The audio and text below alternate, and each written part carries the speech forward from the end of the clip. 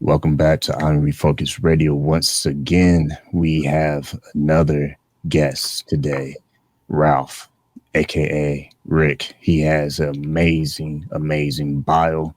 He is someone who serves. So I want to say thank you for your service. Thank you for what you've done for this country, United States. Sure. But you also have a ton of books, man. And these are not just some random books. You have power-packed action in these books, and it's very authentic to what you did in your previous career. And I can't wait to dive into some of the projects that you have been able to do. First and foremost, I want to say thank you for being able to clear your schedule to talk to our viewers and listeners, because you have a new recent project, Vital Mission, that is the fourth. Jake Fortina, hope I'm saying that right. Perfect. And I want you kind of just break down what sparked that whole movement, because I know everything has a humble beginning. So when you think about the first book project, kind of take us back real quick and share with us, what did that process look like for you? Well, Shemaiah, first of all, thanks for having me, man. I'm truly honored to be here with you. I know you've reached a lot of people. I know you're doing some great things. So I'm quite humbled to be able to have this opportunity at the end of the day. So thank you very much for that.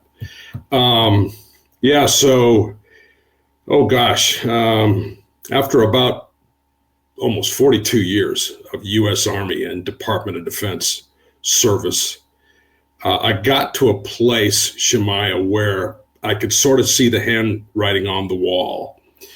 And I thought at one point I might have one more gig to do, to go work for a 4-star general, to be his political military advisor. And as it turns out, and the folks that hired me knew this, but we were just in a tough spot. My security clearance, I had a top secret security clearance. It had lapsed. And then COVID hit, and I had shipped my household goods. I was going to go work for this guy. I was leaning into it. All we had to do was ship the dog, and we were going to fly in 2 days. And they said, we can't onboard you.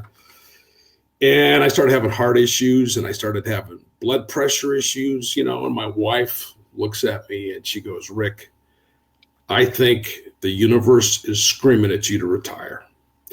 And so I was at a place where I knew that I wanted to do something else. I had already written a memoir about my time as the U.S. Defense Attaché to France, the senior U.S. Defense representative to France in the embassy in Paris for 4 years. And it was pretty well received. But I wanted to tell more of the story, and I kind of decided I wanted to go down a fiction road, because it would allow me to also add a little bit of a plot, if you will, a little bit of Hollywood, and it would be a little bit less onerous of having to have everything vetted by the Department of Defense and everybody else and their brother, because my first book had to be checked out by 8 departments and agencies. And even my first 2 novels had to be checked out by 4, so there was that. But I said, I'm going to try this fiction thing. And I wrote Major Jake Fortina and the Tier 1 Threat. And one of the reasons I wrote it, Shemaiah, was I wanted to be able to tell people about all the behind the scenes work that goes on between our armed forces, between our law enforcement, between our intelligence people, between our diplomats out there in the embassies, everybody that's deployed out front. And there are all these peoples in our embassies that are working together to take care of quelling national security threats every day. So I wanted to get that story out there. I also wanted to talk about one of my passionate subjects, one of our great non-commissioned officers, our sergeants that are in our military. We have some of the best frontline leaders in the world, and we would not be the armed forces today without our sergeants. I also wanted to talk about our family members, and what they had to go through, what they have to go through being married to a service member. That was very important to me as well. And then finally, I wanted to add a little bit of culture from places that I've lived in, Germany, France, Italy. I've deployed to Afghanistan. I deployed to Kosovo. I did some of that other stuff. But I wanted to talk about some of those aspects of living in other places. And maybe, like I like to tell people, it was kind of my mantra to want to, first of all, entertain. Books have to be entertaining. You got to have a plot. You got to make it exciting. You got to make it interesting.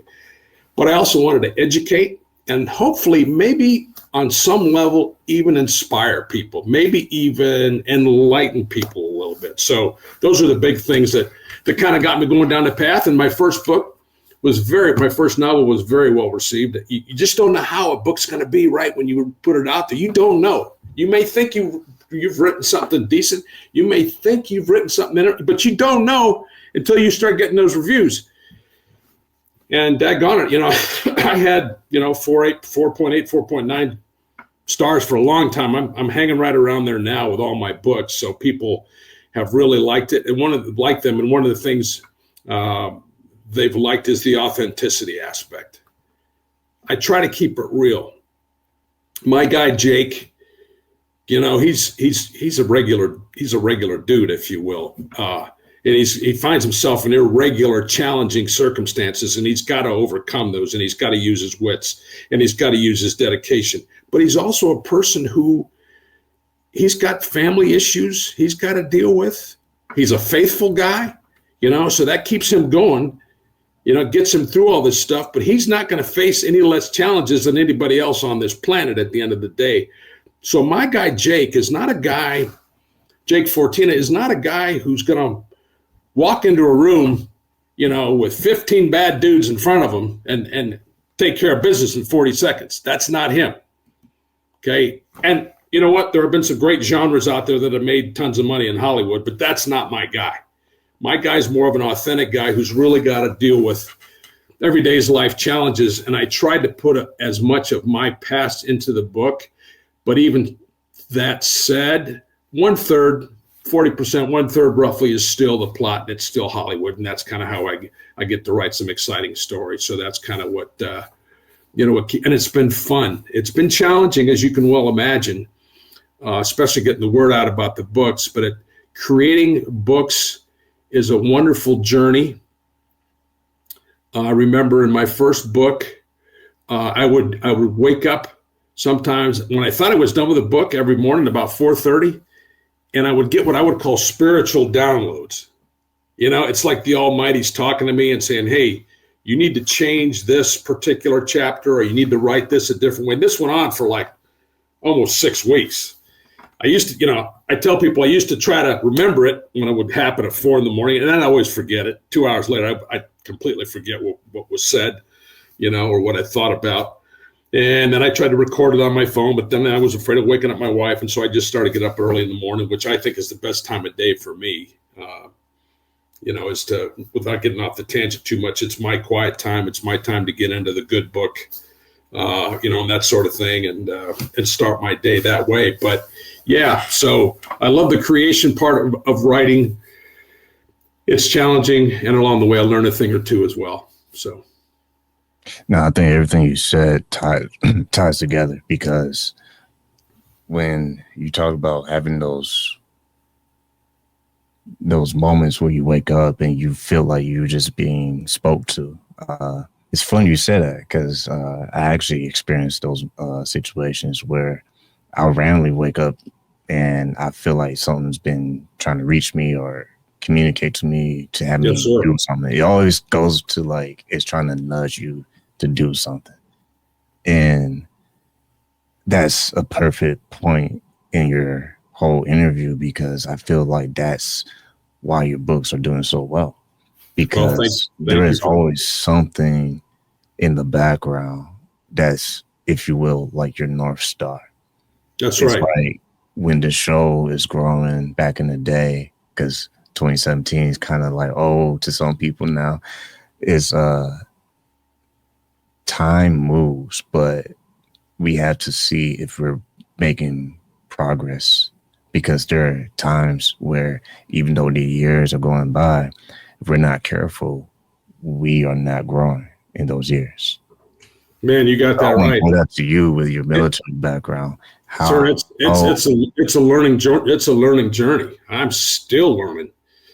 And I think just from a learning perspective, I humbly believe that it's important for people to stay curious at the end of the day, because it's just part of the journey, right? and try to be aware, prayerfully aware even, of the signals out there that are telling you, that are there. The voice that's saying this is the path you need to be on, and keep walking, try to keep walking in that light, if you will, too. So, but it's a constantly evolve. I don't think you're the same person you were 20 years ago, and I certainly would hope I'm not at the end of the day, So it's a definite journey, no doubt about it. When you think about how you develop your characters in the books over time, how much did the research and your personal experience being in the military help you navigate those plot twists? Were they planned or were they just surprise? How did you map that out? Oh, wow. That's like three questions inside of one question. Mapping out, let's just start with that. In the writing business, there are what are called pantsers and planners. And you can imagine what a pantser is, somebody who flies by the seat of their pants, right? They got an idea, a rough idea, and they start writing, right? And some people can do that. James Patterson's of the world, he can do that, but now he's also doing outlines. There are other folks that can, Stephen King, I understand, is a complete pantser. The guy can just have an idea, have a general concept, have a general vector, and start and going after it. I can't do that. So what I end up doing, Shemaiah, is I will write like 50 scenes. I also have a general idea of a story. I've got a good idea of kind of a beginning and a rough idea of an ending. But the hardest part is getting between the two along your journey. So what I do, what works for me, is I will write out like 50 scenes. These aren't involved scenes. These are scenes with maybe 3 or 4 sentences in each one. Terrorists are digging a grave at a U.S. cemetery.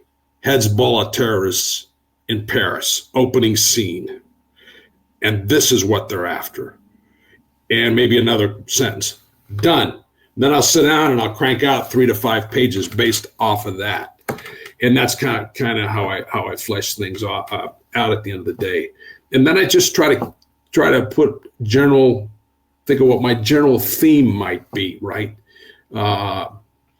Like the first book was really much about staying faithful. Jake goes through some really rough, tough stuff, committing to duty, staying that course, staying on that North Star of, supporting and defending the Constitution. You use that term, and I would say for a military guy, that's probably it. Supporting and defending the Constitution of the United States against all enemies, foreign and domestic.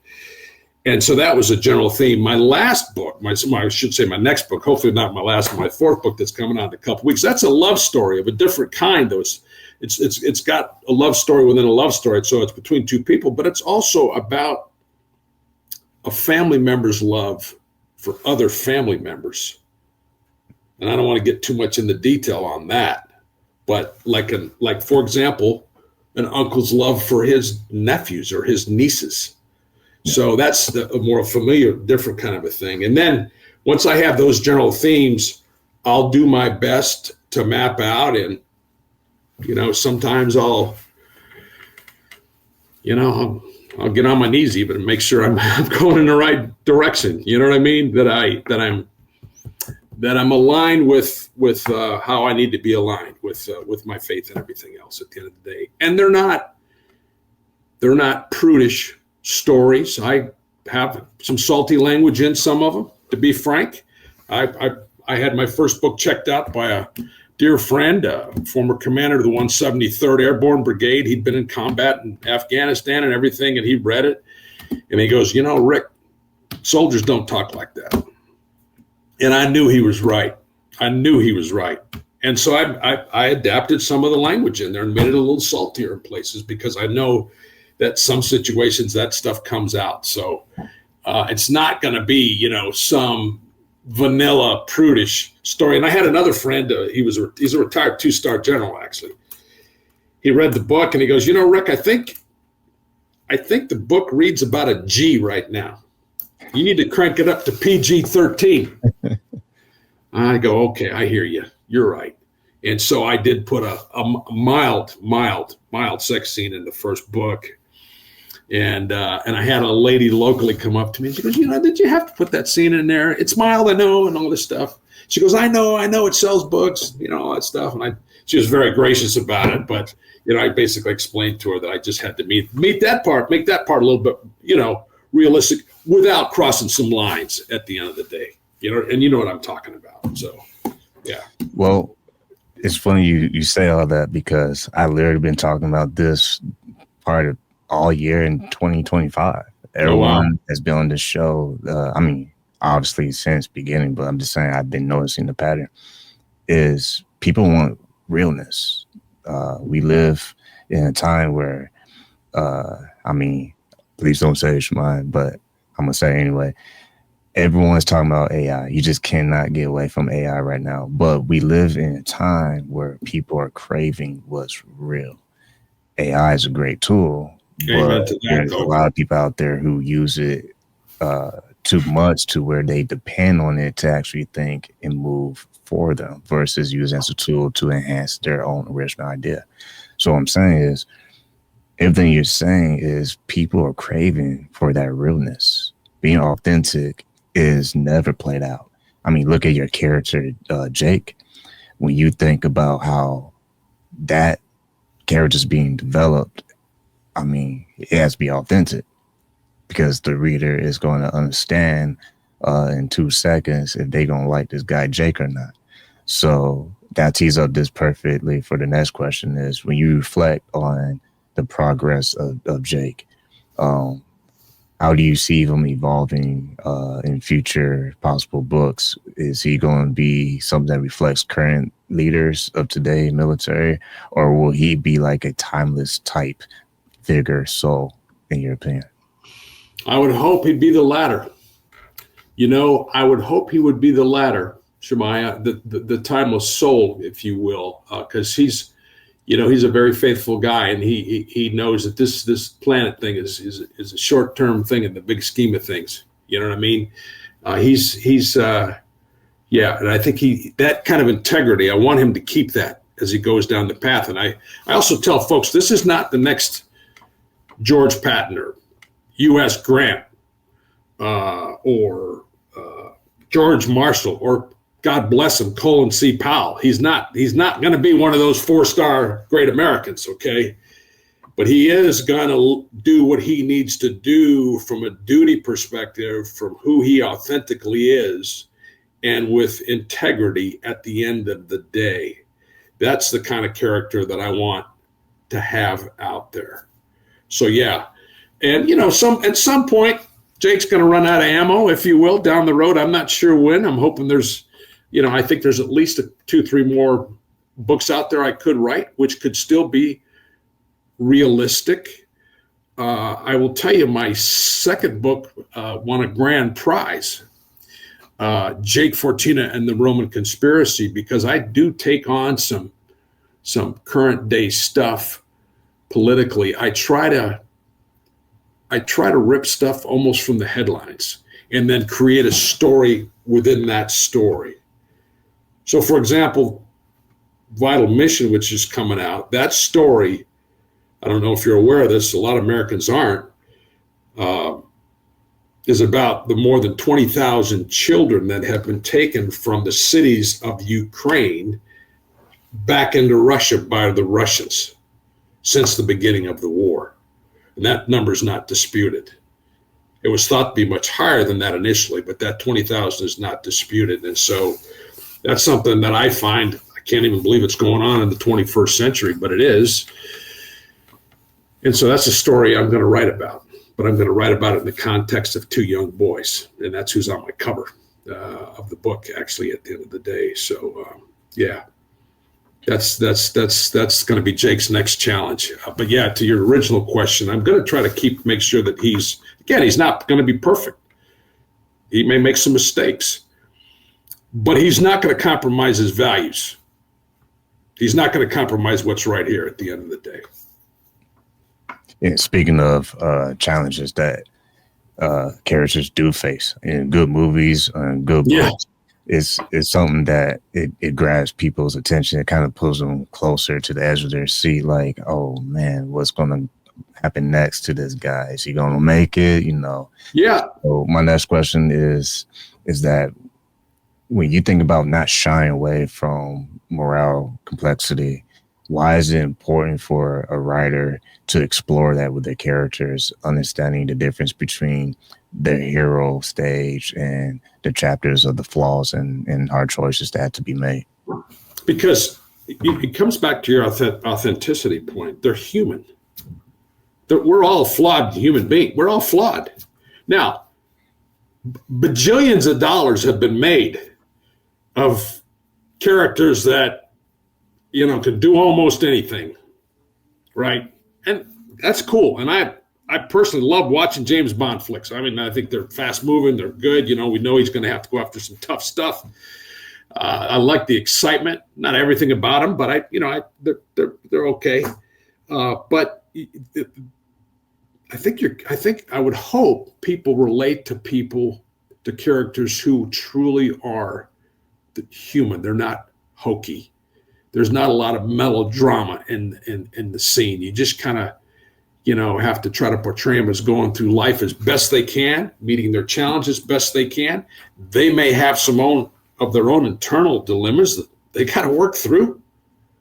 You know, may not be, you would hope in most cases it's clear, but like anybody else, we all face moral dilemmas in our lives. In my second or third book, he's got a dilemma. He sees something he doesn't like in another officer. It's about someone who's very prejudicial, if you will, to other people. And he's got to figure out, how do I deal with this guy, man? What do I have to do to take care of this problem? And he's going to have to make some tough choices in terms of how he does that. So, yeah. I want to keep them authentic, and I want to keep them real. I want to keep it real as much as I can, because I think that's what most readers, and sometimes you want to see the Marvel comic guys go out there and do their thing. Yeah, then again, that's a very popular thing. But to your point, and you've been studying this topic now for the last year, I'm really hoping you're right about that what people are looking for is the realness and the authenticity, and not just the quick TikTok thing flashing by or whatever the case might be, but really kind of in-depth characters that are not perfect and have got some hard challenges they got to work through. I believe not just the book, but in life in general, I believe challenges, they help you understand how high the stakes are. And until you have something that is putting you in a tough spot, one, you don't get to appreciate what it means to be alive. Because I think to be alive, you have to have something pushing you or something challenging you. And two, you don't truly reach your highest potential. Anybody can be in la la land and life is breezy and easy, but sometimes the best things of life comes with the most challenging parts of life.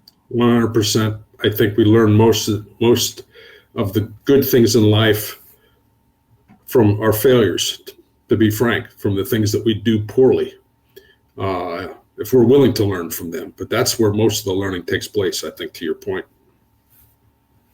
When you think about your experience from military to being a publisher, being able to have these different life experiences, what is something that you kind of keep close to your chest, almost like a North Star? I'm going to make that visual again, that keeps you going? Because we can talk about this stuff, like you doing books and you had a great career, but as a human, we all have our tough days where it's like, man, I don't know if I can keep going. I'll tell you, this is really funny that you asked this question, because just yesterday I was reflecting on this. It was the people I served with. for 28 years. It was the people who raised their hand, said, here's a blank check, including my life, for what I've sworn to do. And especially, but even later, but real, when I was a junior officer, when I was a captain, junior captain, 25, 26 years old, and had 120 soldiers standing in front of me, every color, every background, mostly middle class, though, I'll say, socio and lower middle class, socioeconomic. We had a few guys that came from money. I remember I had one guy who had a Porsche because his dad was super wealthy and all this, but they were just, that fabric of America. That's what it was to me. I had people with hyphenated, backgrounds, Japanese American, African American, British American, even in my unit. And I just took it as a huge, huge blessing to be able to get up every morning, strive with those people, train. We were standing off against the Soviet Union back then in Germany. We were training once a month to go off our garrisons and take on the Russians, even back then, in the Warsaw Pact, the Soviet Union. We were all in there for a common cause, and we respected each other. And even on some level, we loved each other. And that, to me, is priceless. It's priceless. And then along came my family, and they were part of the journey with me, my kids, my wife. When I was later a battalion commander, and you have a little bit of a broader view. And I was just so grateful that I was put in that position to lead Americans who had volunteered to do what they were going to do. And that sort of thing, it sustains me, and it will until I take my last breath, quite frankly. Remember a guy, I'm bad with names, by the way, so don't ask the name. But yeah. He was a Air Force. I'm not going to get any more detail because I don't want to I got you. Hey, you forgot me. He said something very powerful. It was literally at the barbershop after an interview. A lot of good talking goes on there, my brother. I'll tell you. I talked to my guy quite a bit, but go ahead. And he talked about all the amazing things he's done in his career and the records he broke, the histories he was able to make as African American. He said it was the dash. That's the most important thing. It's not the day you're born, the day you die. What happened in that dash? And I know he probably got that great wisdom for someone else or some other. Yeah, for sure. But that's really, I started thinking about that when you said all you said. I said that hit home. Because I love that. He said what he said is, what are you doing in that dash? It's not where you were born or where you grew up or what other excuses you want to paint and get. Man, set. I love it. I love it. And what this is you in the dash. I love that. And this may sound a little corny, but we all have the gift of choice. The Almighty's given us that gift. Faith is a gift too. But we've been given the gift of choice to do every day, every minute, every hour, to do what we want to do. Now, there are limits. There are, of course, certain limits. We can't fly. We can't, I can't say that I'm going to go be the ambassador to country X tomorrow or whatever. That ain't going to happen. But in terms of living our daily lives and trying to figure out where we're trying to go, we have a lot of choices to make every single day. And a lot of it's about that dash that you're talking about and how that dash ends up being, made, completed at the end of our run, which is that's another metaphor almost, the dashing run at the end of the day. So last thing I'll say in closing this out is the older I get, the more, and I'm still young, I don't have that much gray hair right now, but The more you start to realize you don't know how much you will miss something that's valuable until it's gone. Amen. And that will hit you like a ton of bricks. And it's always a good thing. What I mean by that is until you know that pain of ton of bricks hitting you because you didn't appreciate something that was valuable and now it's gone, you can't go back in time and say, man, I wish I would have took that as value. You now have the gift and responsibility to help others be enlightened so that they don't get hit with a ton of bricks. Maybe they just get hit with a couple of bricks. You know what? What you said is so profound, man. It is so profound. And I'm sure a lot of parents end up this way. When my older daughter, my first one, walked, was left the roost to go to school, left the house. You think, did I do enough? Was I good enough as a father? Did we spend enough time together? And it really recalibrates. And as you said, as you, it's the title of your podcast, man. It's refocus. It really refocuses you and say, okay, now how can I be better at this? I still got a long run to make here. Now, how can we do a better job every day? But it comes back to the lessons we were talking about before that they sometimes teach you. For those that truly have open hearts and so forth and minds and want to learn, can teach you so much. Life is a vapor. It's here one moment and it's gone the next. Yes. And that's why I do this show. Because when I think about archiving people's stories, and maybe, just maybe, someone will listen to it and it changes their life, I can care less about the popularity. I can care less about any other accolades. But if one person can say, I want to be better because I heard this person on your show, that's why I do this. And I'm sure that's why you do your books. You hope that one reader will say, oh my God, like this. Yeah. Well, again, Oh, you know how you have that is profound. It just does something to you. It shows a very, very serving heart on your part, and it shows integrity.